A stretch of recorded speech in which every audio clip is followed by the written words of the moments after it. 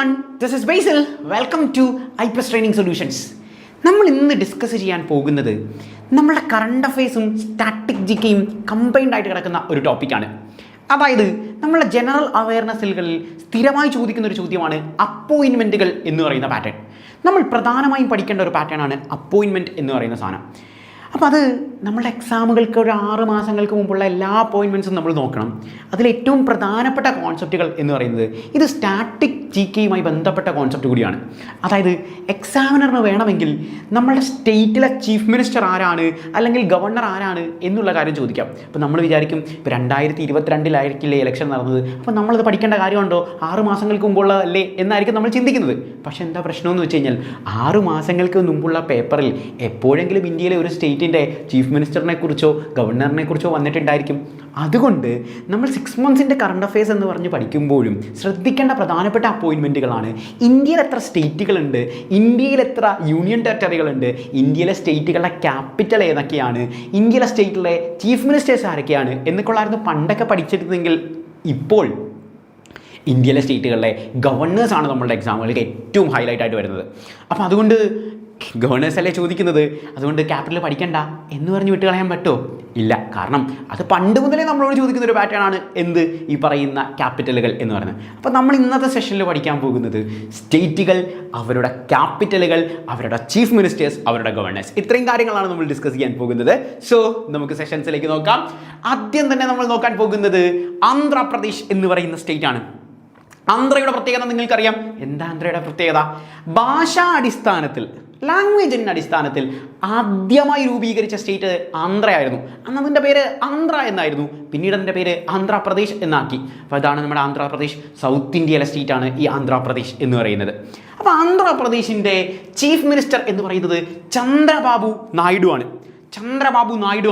ആന്ധ്ര എന്നൊക്കെ കേൾക്കുമ്പോഴേ നമുക്ക് മനസ്സിലാവും ആണ് അത് നായിഡുകളുടെ കാലഘട്ടമാണ്. നമുക്ക് എളുപ്പത്തിൽ തന്നിരിക്കുന്ന ഓപ്ഷൻസിൽ നിന്ന് പിക്ക് ചെയ്യാം. അതായത് നിങ്ങൾ പഠിക്കാൻ നോക്കാതെ എന്ന് ഞാൻ ഉദ്ദേശിച്ചത് കൺവെൻഷണൽ മെത്തേഡിൽ കാണാപ്പാഠം പഠിക്കാൻ നോക്കാതെ എങ്ങനെയാണ് തന്നിരിക്കുന്ന ഓപ്ഷൻസിൽ നിന്ന് നമ്മൾ ഓർത്തിരിക്കുക എന്നുള്ളതാണ്. അപ്പോൾ ആന്ധ്ര എന്നൊക്കെ പറയുന്ന പാറ്റേണിലേക്ക് നമ്മൾ നോക്കുമ്പോൾ നമ്മൾ ശ്രദ്ധിക്കേണ്ട കാര്യമാണ് അത് ചന്ദ്രബാബു നായിഡു ആണ് എന്നുള്ള കാര്യം ഓർക്കുക. ചന്ദ്രബാബു നായിഡു ആണ്, ഇങ്ങനെ ഓർത്താൽ മതി.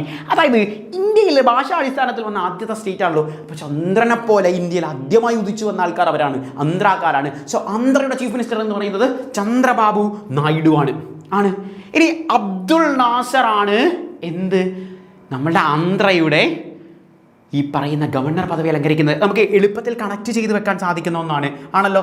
ആന്ധ്രയുടെ ഗവർണർ പദവി അലങ്കരിക്കുന്ന വ്യക്തിയാണ്. സോ ആന്ധ്രയുടെ ഗവർണർ പദവി അലങ്കരിക്കുന്ന വ്യക്തിയാണ് ആര്, നമ്മളുടെ അബ്ദുൾ നസീർ എന്ന് പറയുന്ന വ്യക്തി. അപ്പോൾ അബ്ദുൾ നസീർ എന്ന് പറയുന്ന വ്യക്തി നമ്മളുടെ ആന്ധ്രയുടെ ഗവർണർ പദവിയാണ്. 2 എയിൽ തുടങ്ങല്ലേ, പിന്നെ നമുക്ക് വിഷയമുള്ള കേസാണോ? 2 എയിൽ തുടങ്ങുന്ന വിഷയമാണ്. നമുക്കിതിൽ കുറച്ച് കാര്യം കൂടി കണക്ട് ചെയ്ത് വെക്കാം. നമുക്കറിയാം ഇന്ത്യയിൽ മൊത്തം 28 സ്റ്റേറ്റുകളും 8 യൂണിയൻ ടെറിട്ടറിയുമാണ് ഉള്ളത്. 28 ആണല്ലോ. എന്നാൽ എത്ര ഹൈക്കോടതികളാണ് ഇന്ത്യക്കുള്ളത്? 28 സ്റ്റേറ്റുകളുണ്ട്. എല്ലാ സ്റ്റേറ്റുകൾക്കും കയറി നമ്മൾ ഹൈക്കോർട്ട് വെച്ചിട്ടുണ്ടോ? ഇല്ല. 28 സ്റ്റേറ്റുകളിൽ 25 ഹൈക്കോർട്ടുകളാണ് നമുക്കുള്ളത്. 28 സ്റ്റേറ്റുകളിൽ 5 ഹൈക്കോർട്ടുകളാണ് നമുക്കുള്ളത്. സ്ഥിരമായി എക്സാമിനേഷന് ചോദിക്കുന്ന ഒരു ചോദ്യം എന്ന് പറയുന്നത് അവസാനമായി വന്ന ഹൈക്കോർട്ട് ആരുടേതാണ് എന്നുള്ളതാണ്. അവസാനമായി വന്ന ഹൈക്കോർട്ട് ആരുടേതാണ്? ആദ്യത്തെ ഓപ്ഷനിൽ അവർ തെലങ്കാന എന്ന് പറഞ്ഞൊരു ഓപ്ഷൻ തരും. നമ്മളെ കൺഫ്യൂസ് ചെയ്യിക്കാൻ വേണ്ടി, നമ്മളെ ചതിക്കാൻ വേണ്ടി കൊണ്ട് തന്നിരിക്കുന്നതാണ്. എന്തുകൊണ്ടാണെന്നറിയാവൂ? നമ്മൾ പഠിച്ചു വെച്ചിട്ടുണ്ട്, ഇന്ത്യയിൽ അവസാനമായി രൂപീകരിച്ച 29ാമത്തെ സ്റ്റേറ്റ് എന്ന് പറയുന്നത് തെലങ്കാനയാണ് എന്നുള്ള കാര്യം നമ്മൾ പഠിച്ചു വെച്ചിട്ടുണ്ട്. ഇന്ത്യയിൽ അവസാനമായി രൂപീകരിച്ച 29ാമത്തെ ഇന്ത്യയുടെ സ്റ്റേറ്റ് എന്ന് പറയുന്നത് തെലങ്കാനയാണ്. അപ്പം നിങ്ങൾ വിചാരിക്കും ഇയാൾ തന്നെയല്ലേ ഇപ്പോൾ പറഞ്ഞത് ആകെ ഇന്ത്യയിൽ 28 സ്റ്റേറ്റുകളെ ഉള്ളൂ എന്നുള്ളത്. പിന്നെ എങ്ങനെയാണ് 29ാമത്തെ സ്റ്റേറ്റ് ആയിട്ട് തെലങ്കാന വന്നിരിക്കുന്നത്? അതായത് ഇന്ത്യയിൽ 28 സ്റ്റേറ്റുകൾ ഉണ്ടായിരുന്ന സമയത്ത് ആണ് തെലങ്കാന വരുന്നത്. 29ാമത്തെ സ്റ്റേറ്റ് ആയിട്ടാണ് തെലങ്കാന വരുന്നത്. എന്നാൽ നമുക്കറിയാം ഇന്ത്യയിൽ ജമ്മു ആൻഡ് കശ്മീർ എന്ന് പറയുന്ന ഒരു സ്റ്റേറ്റ് ഇപ്പോഴുണ്ടോ? ഇപ്പോൾ കശ്മീർ എന്ന് പറയുന്ന സ്റ്റേറ്റ് ഇല്ല. ഇപ്പോൾ സ്റ്റേറ്റ് ഇല്ല. ഇപ്പോൾ എന്താണ് അപ്പോൾ ഉള്ളത്? ഇപ്പോൾ കശ്മീർ എന്ന് പറയുന്ന സ്റ്റേറ്റിനെ നമ്മൾ ലഡാക്ക് എന്ന് പറയുന്ന ഒരു യൂണിയൻ ടെറിട്ടറി ആക്കി, കശ്മീർ എന്ന് പറയുന്ന ഒരു യൂണിയൻ ടെറിട്ടറി ആക്കി. 2 യൂണിയൻ ടെറിട്ടറി ആക്കി. 2 യൂണിയൻ ടെറിട്ടറി ആക്കിയപ്പോൾ നിലവിലെ സാഹചര്യത്തിൽ ഇന്ത്യയിൽ എത്ര യൂണിയൻ ടെറിട്ടറീസ് ഉണ്ട്? 28 യൂണിയൻ ടെറിട്ടറീസ് ഉണ്ട്. എന്നാൽ 29 സ്റ്റേറ്റുകൾ ഉണ്ടായിരുന്നിടത്ത് നിന്ന് 28ലേക്കാക്കി. ക്ലിയറായി? അതായത് അവസാനം രൂപീകരിച്ച സ്റ്റേറ്റ് എന്ന് പറയുന്നത് തെലങ്കാനയാണ്. ആണല്ലോ. അപ്പോൾ സ്വാഭാവികമായി നമ്മുടെ കോമൺ സെൻസ് എങ്ങോട്ടാണ് പോകുന്നത്? അവസാനം രൂപീകരിച്ച സ്റ്റേറ്റ് നമ്മൾ പഠിച്ചു വെച്ചിട്ടുണ്ട്, തെലങ്കാനയാണ് അവസാനം രൂപീകരിച്ചിരിക്കുന്ന സ്റ്റേറ്റ്. അപ്പോൾ സ്വാഭാവികമായിട്ടും ഹൈക്കോടതിയും അവർക്ക് തന്നെ ആയിരിക്കില്ലേ എന്ന് വിചാരിക്കും. പക്ഷേ അല്ല. കാരണം എന്താണ് എന്ന് ചോദിച്ചു കഴിഞ്ഞാൽ, ആന്ധ്രയുടെ ഹൈക്കോടതിയായ ഹൈദരാബാദ് ഹൈക്കോടതി തെലങ്കാനയ്ക്ക് നമ്മളങ്ങ് കൊടുത്തു. എന്നിട്ട് ആന്ധ്രയ്ക്ക് പുതിയതായിട്ട് ഒരു ഹൈക്കോടതി കൊണ്ടുവന്നു. ഇതാണ് ഇതിൻ്റെ പാറ്റേൺ. സോ അവസാനമായി രൂപീകരിച്ച ഹൈക്കോടതി ആരുടേതാണെന്ന് ചോദിച്ചാൽ ആന്ധ്രയുടെ ഹൈക്കോടതിയാണ് എന്നുള്ള കാര്യം ഓർക്കുക. ആന്ധ്രയുടെ ക്യാപിറ്റൽ എന്ന് പറയുന്നത് അമരാവതിയാണ് എന്നുള്ള കാര്യം ഓർത്തുകൊള്ളുക. എളുപ്പമാണ് ഓർക്കാൻ. സോ ആന്ധ്ര അബ്ദുൽ നാസർ ഗവർണറാണ്. സോ രണ്ടും എയിലാണ് സ്റ്റാർട്ട് ചെയ്യുന്നത്. എയിൽ വെച്ച് തന്നെ നമുക്ക് ആ പാറ്റേൺ കിട്ടും. Amaravati. See you don't want to study about spells. നിങ്ങൾ സ്പെൽസിനെ കുറിച്ച് പഠിക്കേണ്ട, തന്നിരിക്കുന്ന ഓപ്ഷനുകളിൽ നിന്ന് നിങ്ങൾക്ക് പിക്ക് ചെയ്യാൻ പറ്റുന്നുണ്ടോ എന്നുള്ള മാത്രമാണ് pattern. So Andhra Amara, you can easily connect that. Amara Andhra Amaravati, Andhra Amara Amaravati. ഇനി തെറ്റില്ലല്ലോ. ആന്ധ്ര അമര അമരാവതി ആദ്യമായി വന്നതുകൊണ്ട് തന്നെ, ആന്ധ്ര ആദ്യമായി സ്റ്റേറ്റായി വന്നതുകൊണ്ട് തന്നെ എന്ത്, ചന്ദ്രബാബു, ചന്ദ്രനെ പോലെ ഉദിച്ചാണ് ആദ്യം വന്നത് ചന്ദ്രബാബു നായിഡു. എയിൽ നിന്ന് തന്നെ നിങ്ങൾക്ക് കണക്ട് ചെയ്യാം അബ്ദുൽ നാസിർ. ശരി, ആദ്യമായി ഭാഷാടിസ്ഥാനത്തിൽ രൂപീകരിക്കുകയും എന്നാൽ അവസാനമായി ഹൈക്കോടതി വരികയും ചെയ്ത പാറ്റേൺ ആണ് അവർക്ക് ആന്ധ്രക്കുള്ളത്. ഇനി മറന്നു പോകുമോ? So don't follow the conventional methods, don't by heart, you just think and connect and visualise and take easily pick from the option. So we are moving to the next state. It is Arunachal Pradesh. എന്താണ് അരുണാചൽ പ്രദേശിന്റെ പ്രത്യേകത? നമ്മൾ പഠിക്കുമ്പോൾ നമ്മുടെ മനസ്സിലുണ്ടാകേണ്ട കാര്യം എന്ന് പറയുന്നത് എന്താണ്? നമ്മുടെ മനസ്സിലുണ്ടാകേണ്ടത് ഇന്ത്യയുടെ മാപ്പാണ്. ഇന്ത്യയുടെ മാപ്പ് അനുസരിച്ച് പഠിക്കുക. എപ്പോൾ പഠിക്കുമ്പോഴും ജസ്റ്റ് നിങ്ങളുടെ ഫിംഗർ ടിപ്പുകളിൽ ഫോൺ ഉണ്ടല്ലോ, ഒന്ന് ഗൂഗിൾ ചെയ്ത് ഇന്ത്യയുടെ മാപ്പ് നോക്കിയേ. എന്താ ഗുണം? നമ്മുടെ കണ്ണുകൾ അങ്ങോട്ട് പോകും. നമ്മുടെ കണ്ണുകൾ അങ്ങോട്ട് പോകുമ്പോൾ നമുക്ക് എളുപ്പത്തിൽ ഐഡൻറ്റിഫൈ ചെയ്യാൻ പറ്റും. പിന്നെ ഞാൻ ഈ പറഞ്ഞു തരുന്ന ക്യാപിറ്റലുകൾ മാപ്പിൽ അവർ കറുത്തക്ഷരം വെച്ച് ഇത് ചെയ്യുന്നു. നമ്മൾ ഒന്നുകൂടി കാണുകയാണ്, വീണ്ടും കാണുകയാണ്. വീണ്ടും കാണുമ്പോൾ നമുക്ക് കിട്ടുന്ന ഒരു അഡ്വാൻറ്റേജ് എന്താണ്? നമ്മളത് മറന്നു പോകത്തില്ല എന്നുള്ളതാണ്. സോ നമ്മൾ പഠിക്കാൻ പോകുന്നത് അരുണാചൽ പ്രദേശിനെ കുറിച്ചാണ്. നിങ്ങളുടെ കൈകളിലെ മാപ്പിൽ അരുണാചൽ പ്രദേശ് എവിടെയാണ് കിടക്കുന്നത്? അങ്ങ് ദൂരെ ആണ്. കിഴക്കിൻ്റെ അറ്റത്ത് കിടക്കുന്ന സ്റ്റേറ്റ് ആണ്. കിഴക്കിൻ്റെ അറ്റത്ത് കിടക്കുന്ന സ്റ്റേറ്റ് ആണ്. അതായത് ഇന്ത്യയുടെ ഈസ്റ്റേൺ സ്റ്റേറ്റ് എന്നറിയപ്പെടുന്ന സ്റ്റേറ്റ് ആണ് ആര്? നമ്മുടെ അരുണാചൽ പ്രദേശ് ആണല്ലോ. നമ്മൾ ഇന്ത്യ വരയ്ക്കുന്നത് ഒരു കുരിശിട്ടാണല്ലോ വരയ്ക്കുന്നത്. സോ ഇന്ത്യയുടെ മുകളിൽ നോർത്ത്, ഇന്ത്യയുടെ താഴെ സൗത്ത് ആണ്. ഇന്ത്യയുടെ റൈറ്റ്, നമ്മൾ ഭക്ഷണം കഴിക്കുന്ന കൈ റൈറ്റ് ആണ്. ഭക്ഷണം കഴിക്കുക ഈറ്റിംഗ് ഈസ്റ്റ്. കാരണം ഈസ്റ്റും വെസ്റ്റും എപ്പോഴും നമുക്ക് തിരിഞ്ഞു, അതുകൊണ്ടാണ്. ഇത് വെസ്റ്റ് ആയിരിക്കുമല്ലോ, സ്വാഭാവികം. ഓക്കെ, അപ്പോൾ ഈസ്റ്റേൺ സ്റ്റേറ്റ് ആയിട്ട് കിടക്കുന്ന സ്റ്റേറ്റ് ആണ് ആര്? അരുണാചൽ പ്രദേശ് എന്ന് പറയുന്നത് ഇന്ത്യയുടെ ഈസ്റ്റേൺ സ്റ്റേറ്റ് ആണ് Arunachal Pradesh. Land of rising sun എന്ന് ഇന്ത്യയിൽ അറിയപ്പെടുന്ന അരുണാചൽ പ്രദേശിനാണ്. ലാൻഡ് ഓഫ് റൈസിംഗ് സൺ എന്ന് പറയുന്നത് ഉദയസൂര്യൻ്റെ നാട് എന്നറിയപ്പെടുന്ന സ്ഥലമാണ്. ഇന്ത്യയിലെ കാര്യമാണ് ഞാൻ പറയുന്നത്. ഇന്ത്യയിലെ കാര്യം എന്താണ്? ലാൻഡ് ഓഫ് റൈസിംഗ് സൺ എന്നറിയപ്പെടുന്നത് ഈസ്റ്റേൺ സ്റ്റേറ്റ് ആയ അരുണാചൽ പ്രദേശാണ്. അരുണാചൽ പ്രദേശിലാണ് ആദ്യം സൂര്യരശ്മികൾ വരുന്നത്. അവിടെ വെളുപ്പാങ്കാലത്ത് ഒരു 5-5:30 ആകുമ്പോഴേക്കും ഈ പറയുന്ന നല്ല രാവിലെ പോലെയാവും, നമ്മുടെ പോലെ അല്ല, കുറച്ചുകൂടി നേരത്തെയൊക്കെ സ്കൂളുകൾ തുടങ്ങുന്ന പാറ്റേൺ ആണ്. അരുണാചൽ പ്രദേശിൻ്റെ ക്യാപിറ്റൽ എന്ന് പറയുന്നത് ഇറ്റാനഗറാണ്. അരുണാചൽ പ്രദേശിൻ്റെ ക്യാപിറ്റൽ എന്ന് പറയുന്നത് ഇറ്റാനഗറാണ്. അരുണാചൽ പ്രദേശിൻ്റെ capital. Land of rising sun എന്ന് നമ്മൾ പറഞ്ഞിരുന്നു. ആരെക്കുറിച്ച്? അരുണാചൽ പ്രദേശിനെ കുറിച്ച് നമ്മൾ ഡിസ്കസ് ചെയ്ത കാര്യമാണ് ആണല്ലോ. ഈസ്റ്റേൺ സ്റ്റേറ്റ് ആണ് എന്ന് നമ്മൾ പറഞ്ഞു. പിന്നെ വെസ്റ്റേൺ സ്റ്റേറ്റും കൂടി നമുക്ക് നോക്കിക്കാം. വെസ്റ്റേൺ സ്റ്റേറ്റ് ഇങ്ങനെ കിടക്കുന്ന ഒരു സാധനമാണ്, വെള്ളത്തിലേക്ക് കിടക്കുന്ന സ്റ്റേറ്റ് ആണല്ലോ വെസ്റ്റേൺ സ്റ്റേറ്റ് എന്നറിയപ്പെടുന്നത് ഗുജറാത്ത് ആണ്. ഇന്ത്യയുടെ വെസ്റ്റേൺ സ്റ്റേറ്റ് എന്നറിയപ്പെടുന്നത് ഗുജറാത്ത് ആണ്. വെസ്റ്റേൺ സ്റ്റേറ്റ് ഗുജറാത്ത് ആണ്. നോർത്തേൺ സ്റ്റേറ്റ് ആരാണ്? നോർത്തേൺ സ്റ്റേറ്റിൽ ഓപ്ഷൻസിൽ ജമ്മു ആൻഡ് കാശ്മീരൊക്കെ തരും. കൈവെക്കത്തില്ല. കാരണം എന്താ കൈവെക്കാത്തത്? ഇന്ത്യയിലെ ഒരു സ്റ്റേറ്റ് ആണോ കാശ്മീർ? അല്ല, നമ്മളിപ്പോൾ പറഞ്ഞ് അവസാനിപ്പിച്ചോളൂ. ഇന്ത്യയിലെ ഒരു യൂണിയൻ ടെറിട്ടറിയാണ് കാശ്മീർ എന്ന് പറയുന്നത്. സോ ഇന്ത്യയുടെ നോർത്തേൺ സ്റ്റേറ്റ് എന്ന് പറയപ്പെടുന്നത് ആരാണ്? ഇന്ത്യയുടെ നോർത്തേൺ സ്റ്റേറ്റ് എന്ന് പറയുന്നത് ഹിമാചൽ പ്രദേശാണ്. ഇന്ത്യയുടെ നോർത്തേൺ സ്റ്റേറ്റ് എന്നറിയപ്പെടുന്നത് ഹിമാചൽ പ്രദേശാണ്. പഠിക്കാൻ എളുപ്പമല്ലേ? നമുക്ക് ജോലിയൊക്കെ കിട്ടിക്കഴിയുമ്പോൾ അങ്ങ് ഹിമാലയത്തിലേക്ക് ടൂർ പോകാനല്ലേ നമുക്ക് ആഗ്രഹം. ഇന്ത്യയുടെ നോർത്തിലേക്ക് ടൂർ പോകാനാണ് ആഗ്രഹം. ഏറ്റവും അങ്ങറ്റത്ത് കിടക്കുന്ന ഹിമാലയം. So Himachal Pradesh northern state. Southern state ഞാൻ പഠിപ്പിച്ചേണ്ട കാര്യമുണ്ടോ? ഇല്ല. നമ്മുടെ തിരുവനന്തപുരത്ത് അപ്പുറത്ത് ഒരു സ്ഥലം കിടപ്പുണ്ട്. എന്ത്? കന്യാകുമാരി എന്ന് പറയുന്ന വിവേകാനന്ദ പാറയൊക്കെയുള്ള സ്ഥലം. ആരുടെ? കേരളക്കാരുടെയാണോ? അല്ല, തമിഴ്നാട്ടുകാരുടെയാണ്. സോ സദേൺ സ്റ്റേറ്റ് എന്ന് പറയുന്നത് ഇന്ത്യയിൽ തമിഴ്നാടാണ്. This is the pattern. Southern state Tamil Nadu. So back to the pattern we were discussing about the Chief Ministers and Governors. So Arunachal Pradesh, we were discussing about Arunachal Pradesh. Arunachal Pradeshinde chief minister എന്ന് പറയുന്നത് പേമാ ഖണ്ഡു ആണ്. അരുണാചൽ പ്രദേശിന്റെ chief minister എന്നറിയപ്പെടുന്നത് പേമാ ഖണ്ഡു ആണ്. പ്രേമല്ലേ ഈ മനുഷ്യന്? പ്രേമം അനുരാഗമാണ്. അനുരാഗമാണ്. അരുണാചൽ പ്രദേശ് അനുരാഗമാണ്. അനുരാഗം എന്ന് പറഞ്ഞാൽ പ്രേമമാണ്. ഇനി ഞാൻ പഠിപ്പിച്ചു തരേണ്ട കാര്യമുണ്ടോ? ചീഫ് മിനിസ്റ്റർ അരുണാചൽ പ്രദേശ് പേമാ ഖണ്ഡു എന്ന് പഠിക്കേണ്ട കാര്യമുണ്ടോ? No, you don't want to study like that because Arunachal Pradesh it is Pema Khandu. Arunachal പ്രദേശിന്റെ ചീഫ് മിനിസ്റ്റർ പദവി അലങ്കരിക്കുന്നത് പേമാ ഖണ്ഡു ആണ് എന്നുള്ള കാര്യം ഓർക്കുക. ഇനി അത് മറന്നു പോകത്തില്ല. Well pattern see governors. Arunachal പ്രദേശിന്റെ ഗവർണർ പദവി അലങ്കരിക്കുന്ന പാറ്റേൺ. അരുണാചൽ പ്രദേശിന്റെ ഗവർണർ പദവി അലങ്കരിക്കുന്ന വ്യക്തി ആണല്ലോ. അരുണാചൽ പ്രദേശിന്റെ ഗവർണർ പദവി അലങ്കരിക്കുന്ന വ്യക്തി. അരുണാചൽ പ്രദേശിന്റെ ഗവർണർ പദവി കൈവാല്യ ത്രിവിക്രം പർനായിക് ആണല്ലോ. ഈ അവരുടെ ലാംഗ്വേജിലായതുകൊണ്ട് നമുക്ക് പഠിക്കാൻ ഭയങ്കര പാടാ. വേണ്ട, നമുക്ക് ഓപ്ഷൻസിൽ നിന്ന് കിട്ടിയാൽ മതി. കൈവാല്യ ത്രിവിക്രം പർനായിക് ആണല്ലോ. എങ്ങനെ കിട്ടും? അരുണാചൽ പ്രദേശിൻ്റെതാ പർനായിക്കിന്റെ അരുണാചൽ. ഇനി ത്രിവിക്രം ആണ് ട്രൈ ആണ്, സൂര്യൻ വരുന്ന രശ്മികൾ വരുന്ന ആണ്. ട്രൈ കളർ പാറ്റേൺ, സൂര്യരശ്മികൾ വരുന്ന സ്ഥലമാണ്. ആദ്യമായി സൂര്യരശ്മികൾ വരുന്ന അരുണാചൽ പ്രദേശിലാണ് എന്ന് പറഞ്ഞു. ആണ് കൈനീട്ടി നമ്മൾ സ്വീകരിക്കുകയാണ്. ഇന്ത്യയിലേക്ക് സൂര്യരശ്മികൾ വരുമ്പോൾ കൈനീട്ടി നമ്മൾ സ്വീകരിക്കുകയാണ് എന്നുള്ള കാര്യം ഓർത്താൽ മതി. ഇന്ത്യയിലേക്ക് സൂര്യരശ്മികൾ വരുമ്പോൾ കൈനീട്ടി നമ്മൾ സ്വീകരിക്കുകയാണ്. കൈവാല്യ ത്രിവിക്രം പർനായിക് തന്നിരിക്കുന്ന ഓപ്ഷൻ കാണുമ്പോൾ U can easily pick it from the pattern. Well, so we are moving to the next. It is Assam. Assamലേക്ക് നമ്മൾ പോകുകയാണ്. Assam, it's very important. Assam ഹീമന്ത് Biswas ശർമ്മയാണ് ആസാമിന്റെ ചീഫ് മിനിസ്റ്റർ പദവി അലങ്കരിക്കുന്നത്. ഹീമന്ത് ബിശ്വാസ് ശർമ്മ. ആസാമിന്റെ ക്യാപിറ്റൽ എന്നറിയപ്പെടുന്നത് ഡിസ്പൂർ ആണ്. ആസാമിന്റെ ക്യാപിറ്റൽ ഡിസ്പൂർ ആണ് എന്നുള്ള കാര്യം ഓർക്കുക. ആസാമിന്റെ ക്യാപിറ്റൽ ഡിസ്പൂർ ആണ്.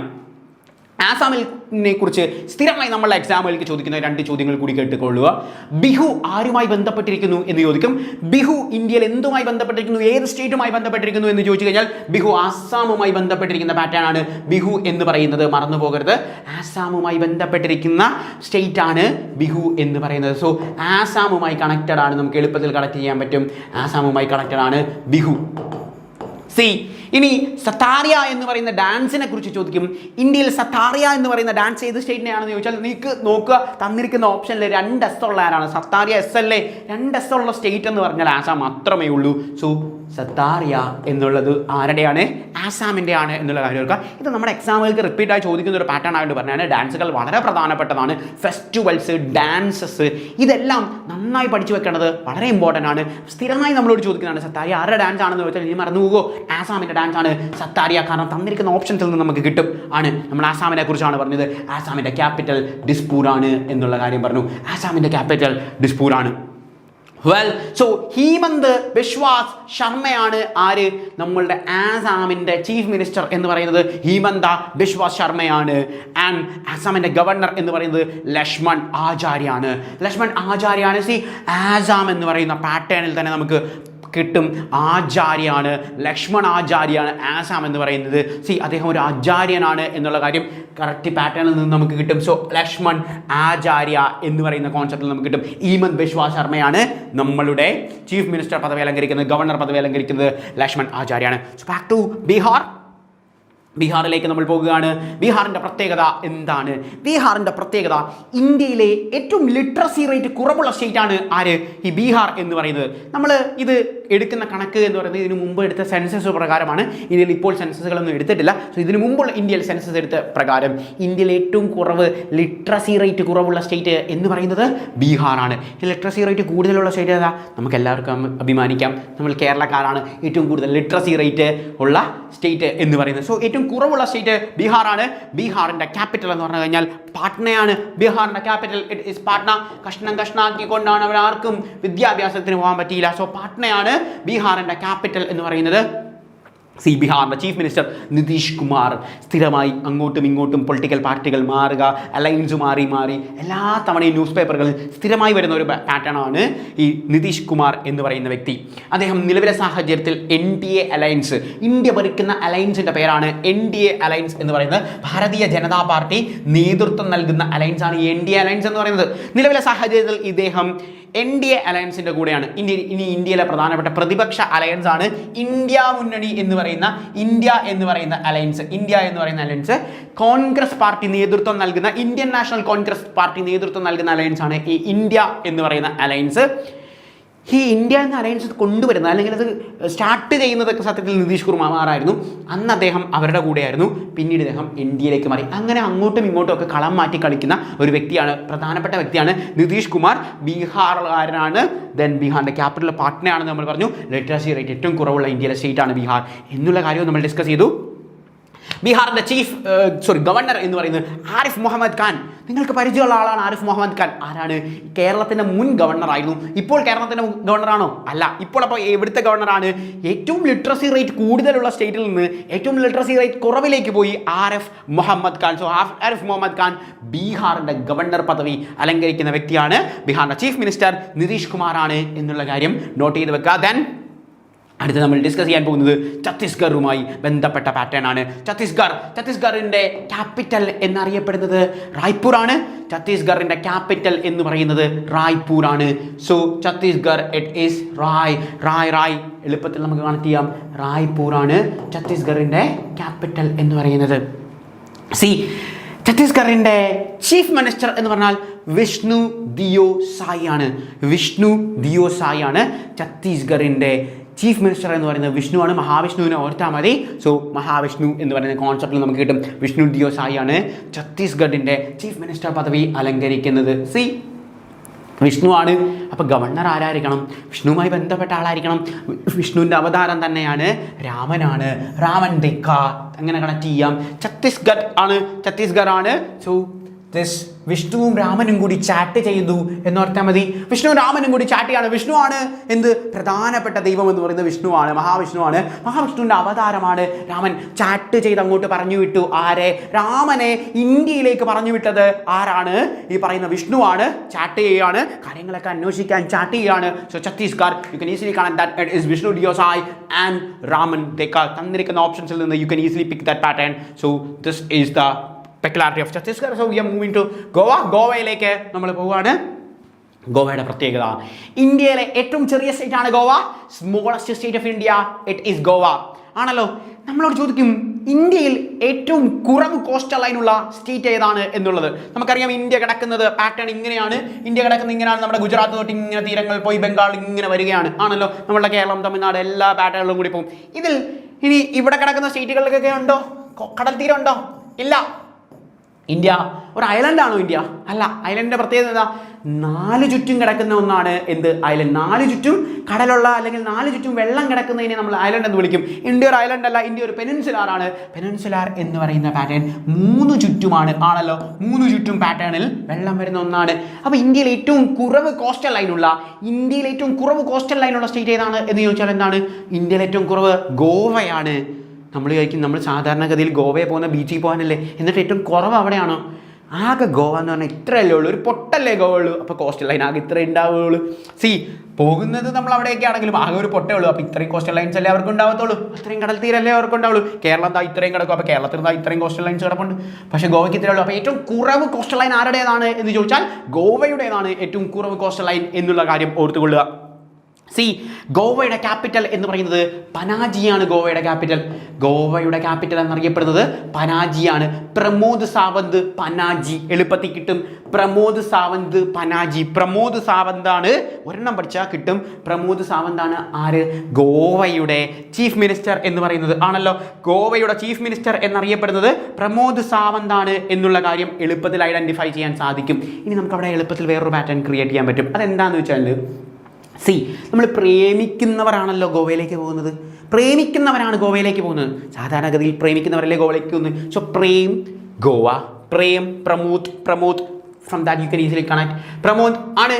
ഇനി PS ശ്രീധരൻ പിള്ള മലയാളി കൂടിയാണ്. അങ്ങനെ ഒരു പ്രത്യേകത കൂടിയുണ്ട്. മലയാളിയാണ്. PS ശ്രീധരൻ പിള്ള BJPയുടെ നേതാവായിരുന്നു. സോ ഭാരതീയ ജനതാ പാർട്ടിയുടെ നേതാവായിരുന്നു. PS ശ്രീധരൻ പിള്ള മലയാളിയായിരുന്നു. ഇപ്പോൾ ഗോവയുടെ ഗവർണറാണ്.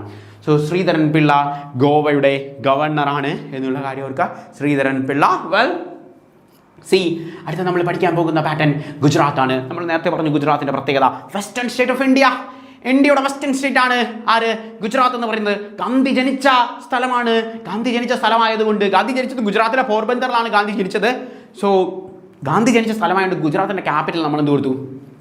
ഗാന്ധിനഗർ എന്ന് കൊടുത്തു. ഇനി പഠിക്കേണ്ട കാര്യമാണോ? ഗാന്ധി ജനിച്ചത് ഗുജറാത്തിലാണ്. ഗാന്ധിനഗർ എന്ന് പറയുന്ന പേര് നമ്മൾ കൊടുത്തു. ഗുജറാത്ത് വളരെ പ്രധാനപ്പെട്ട സ്റ്റേറ്റ് ആണ്. ലോകത്തിലെ ഏറ്റവും വലിയ പ്രതിമ ലോകത്തിലെ ഏറ്റവും വലിയ പ്രതിമ ഏതാണ്? ലോകത്തിലെ ഏറ്റവും വലിയ പ്രതിമ നാഷണൽ പ്രതിമയാണ്. ലോകത്തിലെ ഏറ്റവും വലിയ പ്രതിമ ഏതാണ്? സ്റ്റാച്യു ഓഫ് യൂണിറ്റി എന്ന് പറയുന്ന പ്രതിമ. സ്റ്റാച്യു ഓഫ് യൂണിറ്റി പേര് കേൾക്കുമ്പോൾ തന്നെ അറിയാം. യൂണിറ്റി അപ്പോൾ ആരുടെ ആയിരിക്കും? സർദാർ വല്ലഭായ് പട്ടേലിന്റെ പ്രതിമയാണ്.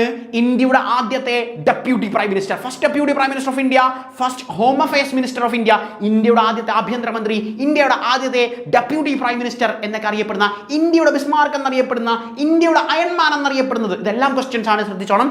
ഇന്ത്യയുടെ അയൺമാൻ ആരാണെന്ന് ചോദിച്ചാൽ സർദാർ വല്ലഭായ് പട്ടേലാണ്. ഇന്ത്യയുടെ ബിസ്മാർക്ക് ആരാണെന്ന് ചോദിച്ചാൽ സർദാർ വല്ലഭായ് പട്ടേലാണ്. ഇനി ഇന്ത്യയുടെ ആദ്യത്തെ ഡെപ്യൂട്ടി പ്രൈം മിനിസ്റ്റർ ആരാണെന്ന് ചോദിച്ചാൽ അതും സർദാർ വല്ലഭായ് പട്ടേലാണ്.